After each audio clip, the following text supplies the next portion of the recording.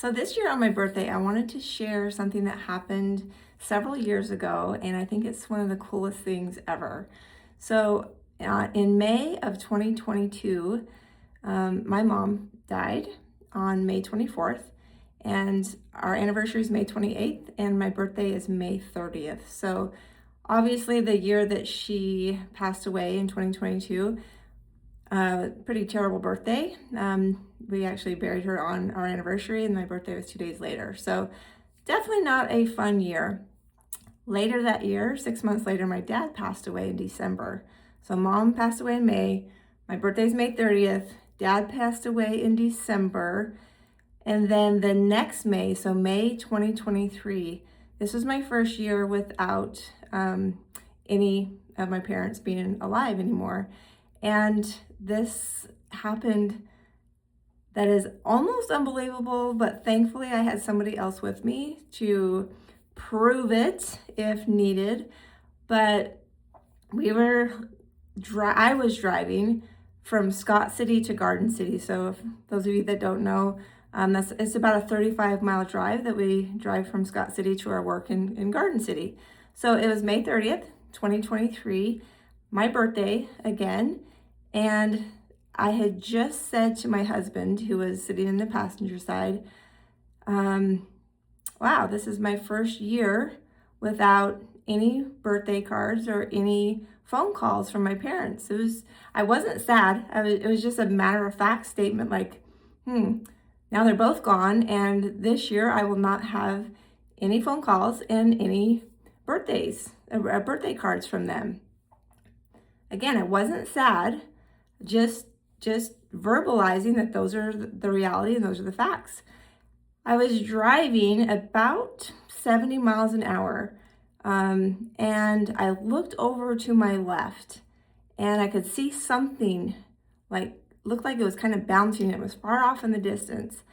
And as it got closer and closer and closer, I could see that they were balloons. Remember, this is on my birthday, actual birthday, driving 70 miles an hour down the highway, and to the left passes in front of our vehicle 2 balloons that are tied together. They were birthday balloons. I was like, oh my goodness. As it almost hit our windshield, one of them was a bright pink helium balloon, and it was tied to a black deflated helium balloon that said happy birthday. And as I just lost my mom and my dad, they were tied together, and it was amazing. It was like, oh my gosh, they just sent me birthday balloons on my birthday. If I had left Scott City 15 or 20 seconds earlier or later, that would not have happened.